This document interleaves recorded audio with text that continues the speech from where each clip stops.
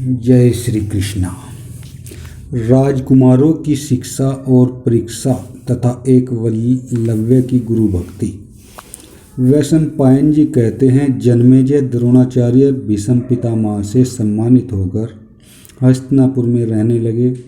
भीष्म ने उन्हें धन अन्न से भरा एक सुंदर भवन रहने के लिए दिया। वे धृतराष्ट्र और पांडु के पुत्रों को शिष्य रूप में स्वीकार करके धनुर्वेद की विधि पूर्वक शिक्षा देने लगे। द्रोणाचार्य ने एक दिन अपने सभी शिष्यों को एकांत में बुलाकर कहा कि मेरे मन में एक इच्छा है। अस्त्र शिक्षा समाप्त होने के बाद क्या तुम लोग मेरी वह इच्छा पूरी करोगे? सभी राजकुमार चुप रह गए। अर्जुन ने बड़े उत्साह से आचार्य की इच्छा पूर्ण करने की प्रतिज्ञा की। द्रोणाचार्य बहुत प्रसन्न हुए। उन्होंने अर्जुन को हृदय से लगाया। उनकी आंखों में आनंद के आंसू छलक आए। द्रोणाचार्य अपने शिष्यों को तरह तरह के दिव्य और अलौकिक अस्त्रों की शिक्षा देने लगे। उस समय उनके शिष्यों में यदुवंशी तथा दूसरे देश के राजकुमार भी थे। सूतपुत्र के नाम से प्रसिद्ध कर्ण भी वहीं शिक्षा पा रहे थे। अर्जुन के मन में इस विषय की ओर बड़ी रुचि और लगन थी। वे द्रोणाचार्य की सेवा भी बहुत करते, इसलिए शिक्षा, बाहुबल और उद्योग की दृष्टि से समस्त शस्त्रों के प्रयोग, फुर्ती और सफाई में अर्जुन ही सबसे बढ़ चढ़ कर निकले। द्रोणाचार्य अपने पुत्र अश्वत्थामा पर विशेष अनुराग रखते थे। उन्होंने शिष्यों को पानी लाने के लिए जो बर्तन दिए थे, उनमें औरों के तो देर से भरते, लेकिन अश्वत्थामा का सबसे पहले ही भर जाता। इससे अश्वत्थामा सबसे पहले अपने पिता के पास पहुंचकर गुप्त रहस्य सीख लेता। अर्जुन ने वह बात ताड़ ली। अब वे वारुणास्त्र से अपना बर्तन झटपट भरकर चटपट आचार्य के पास आ पहुँचते। इसी से उनकी शिक्षा दीक्षा गुरुपुत्र अश्वत्थामा से किसी भी अंश में कम नहीं हुई। एक दिन भोजन करते समय तेज हवा के कारण दीपक बुझ गया। अंधकार में भी हाथ को बिना भटके मुंह के पास जाते देखकर अर्जुन ने समझ लिया कि निशाना लगाने के लिए प्रकाश की आवश्यकता नहीं, केवल अभ्यास की है। वे अब अंधेरे में बाण चलाने का अभ्यास करने लगे। एक दिन रात में अर्जुन की प्रत्यंचा की टंकार सुनकर द्रोणाचार्य उनके पास आए और अर्जुन को हृदय से लगाकर कहा, बेटा, मैं ऐसा प्रयत्न करूँगा कि संसार में तुम्हारे समान और कोई धनुर्धर न हो। यह बात मैं तुमसे सत्य सत्य कहता हूँ। आचार्य ने सब राजकुमारों को हाथी, घोड़ों, रथ और पृथ्वी पर का युद्ध, गदा युद्ध, तलवार चलाना, तोमर, प्रास, शक्ति आदि के प्रयोग एवं संकीर्ण युद्ध की शिक्षा दी। यह सब सिखाने में अर्जुन की ओर उनका विशेष ध्यान रहता था। द्रोणाचार्य के शिक्षा कौशल की बात देश देशांतर में फैल गई। दूर दूर के राजा और राजकुमार आने लगे। एक दिन निषादपति हिरण्यधनु का पुत्र एकलव्य भी अस्त्र शिक्षा प्राप्त करने के लिए उनके पास आया, परंतु द्रोणाचार्य ने यह सोचकर कि यह निषाद जाति का है, शिक्षा देना स्वीकार नहीं किया। वह लौट गया। वन में जाकर उसने द्रोणाचार्य की एक मिट्टी की मूर्ति बनाई और उसी में आचार्य भाव रखकर उत्कट श्रद्धा और प्रेम से नियमित रूप से अस्त्राभ्यास करने लगा और अत्यंत निपुण हो गया। एक बार सभी राजकुमार आचार्य की अनुमति से शिकार खेलने के लिए वन में गए। राजकुमारों का सामान और एक कुत्ता साथ लिए एक अनुचर भी वन में चल रहा था। वह कुत्ता घूमता फिरता वहां पहुंच गया जहां एकलव्य बाणों का अभ्यास कर रहा था। एकलव्य का शरीर मैला कुचैला था। वह काला मर्गचर्म पहने था और उसके सिर पर जटाएं थी।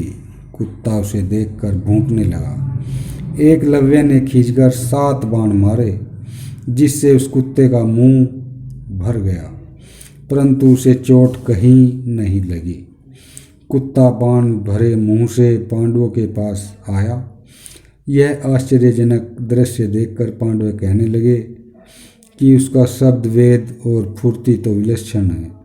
टोह लगाने पर उसी वन में एकलव्य मिल गया।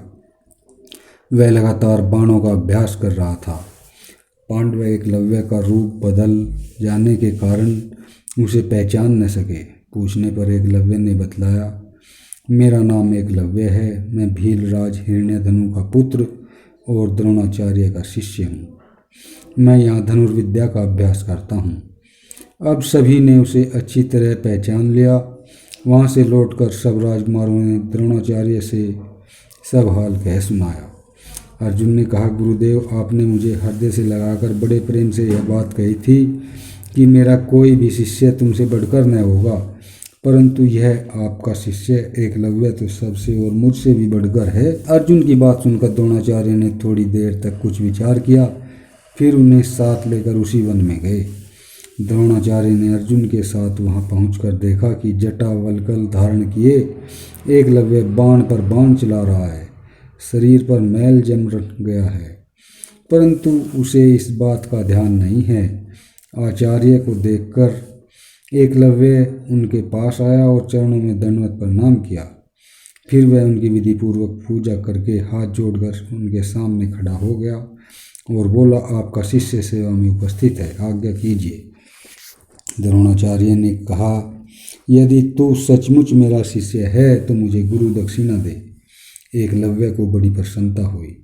उसने कहा, आज्ञा कीजिए, मेरे पास ऐसी कोई वस्तु नहीं जो मैं आपको न दे सकूं। द्रोणाचार्य ने कहा, एकलव्य, तुम अपने दाहिने हाथ का अंगूठा मुझे दे दो। सत्यवादी एकलव्य अपनी प्रतिज्ञा पर डटा रहा और उसने उत्साह और प्रसन्नता से दाहिने हाथ का अंगूठा काटकर गुरुदेव को सौंप दिया। इसके बाद उसकी बाण चलाने की वह सफाई और फुर्ती नहीं रही। एक बार द्रोणाचार्य ने अपने शिष्यों की परीक्षा लेनी चाहिए। उन्होंने कारीगर से एक नकली गिद्ध बनवाया और उसे कुमारों से छिपाकर एक वृक्ष पर टांग दिया। तदंतर राजकुमारों से कहा, धनुष पर बाण चढ़ाकर तैयार हो जाओ, तुम्हें निशाना लगाकर उस गिद्ध का सिर उड़ाना होगा। उन्होंने पहले युधिष्ठिर को आज्ञा दी। पूछा कि युधिष्ठिर, क्या तुम इस वृक्ष पर बैठे गिद्ध को देख रहे हो? युधिष्ठिर ने कहा, जी मैं देख रहा हूँ। द्रोण ने पूछा, क्या तुम इस वृक्ष को मुझे और अपने भाइयों को भी देख रहे हो? युधिष्ठिर बोले, जी हाँ, मैं इस वृक्ष को आपको और अपने भाइयों को भी देख रहा हूँ। द्रोणाचार्य ने कुछ खींचकर झिड़कते हुए कहा, हट जाओ, तुम यह निशाना नहीं मार सकते। इसके बाद उन्होंने दुर्योधन आदि राजकुमारों को एक एक करके वहाँ खड़ा कराया और यही प्रश्न किया। उन सब ने वही उत्तर दिया जो युधिष्ठिर ने दिया था। आचार्य ने सबको झिड़क कर वहाँ से हटा दिया। अंत में अर्जुन को बुलाकर उन्होंने कहा, देखो, निशाने की ओर चूकना मत, धनुष चढ़ाकर मेरी आज्ञा की बाट जो हो। क्षण भर ठहरकर आचार्य ने पूछा, क्या तुम इस वृक्ष को, गिद्ध को और मुझे देख रहे हो? अर्जुन ने कहा, भगवान, मैं गिद्ध के अतिरिक्त और कुछ नहीं देख रहा हूँ। द्रोणाचार्य ने पूछा, अर्जुन, भला बताओ तो गिद्ध की आकृति कैसी है? अर्जुन बोले, भगवान, मैं तो केवल उसका सिर देख रहा हूँ, आकृति का तो पता नहीं। द्रोणाचार्य का रोम रोम आनंद की पहाड़ से पुलकित हो गया। वे बोले, बेटा बाण चलाओ। अर्जुन ने तत्काल बाण से गिद्ध का सिर काट दिया। अर्जुन की सफलता देखकर आचार्य ने निश्चय कर लिया कि द्रुपद के विश्वासघात का बदला अर्जुन ही लेगा। एक दिन गंगा स्नान करते समय मगर ने द्रोणाचार्य की जांघ पकड़ ली। द्रोण स्वयं उससे छूट सकते थे, फिर भी उन्होंने शिष्यों से कहा, मगर को मारकर मुझे बचाओ। उनकी बात पूरी होने के पहले ही अर्जुन ने 5 पैने बाणों से पानी में डूबे मगर को बेध दिया और सभी राजकुमार हक्के बक्के होकर अपने अपने स्थान पर ही खड़े रहे। मगर मर गया और आचार्य की जान छूट गई। इससे प्रसन्न होकर द्रोणाचार्य बोले, बेटा अर्जुन, मैं तुम्हें ब्रह्मशीर नाम का दिव्य अस्त्र प्रयोग और संहार के साथ बतलाता हूँ। यह अमोघ है, इसे कभी किसी साधारण मनुष्य पर न चलाना। यह सारे जगत को जला डालने की शक्ति रखता है। अर्जुन ने हाथ जोड़कर अस्त्र स्वीकार किया द्रोणाचार्य ने कहा, अब पृथ्वी पर तुम्हारे समान कोई धनुर्धर न होगा। बोलो श्री कृष्ण भगवान की जय हो।